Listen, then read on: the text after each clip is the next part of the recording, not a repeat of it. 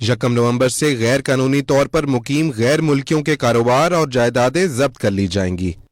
गैर कानूनी कारोबार करने वालों और उनके सहूलतकारों के खिलाफ सख्त कार्रवाई की जाएगी। उन्हें रिहाइश या सहूलियात फराहम करने वाले पाकिस्तानी शहरियों और कंपनियों के खिलाफ भी सख्त कानूनी कार्रवाई की जाएगी। वजारत दाखिला की ज़ेरे निगरानी टास्क फोर्स बना दी गई। कानून नाफिज करने वाले और इंटेलिजेंस इदारों के अरकान शामिल होंगे। जाली शनाख्ती कार्ड और जाली कागजात पर ली गई गैर कानूनी जायदादों को जब्त किया जाएगा। निगरान वजीर आजम अनवारुल हक काकड़ के जेर सदारत एपेक्स कमेटी के इजलास में अहम फैसले कर लिए गए। 10 अक्टूबर से पाक अफगान बॉर्डर से नकलो हरकत कंप्यूटराइज शनाख्ती कार्ड पर होगी। 1 नवंबर से नकलो हरकत की इजाजत सिर्फ पासपोर्ट और कंप्यूटराइज शनाख्ती कार्ड पर दी जाएगी। दीगर तमाम दस्तावेजात सरहद पार सफर के लिए गैर मौसर और गैर कानूनी होंगी। एपेक्स कमेटी ने नादरा को तमाम जाली शनाख्ती कार्ड्स की फौरी मनसूखी यकीनी बनाने का टास्क दे दिया।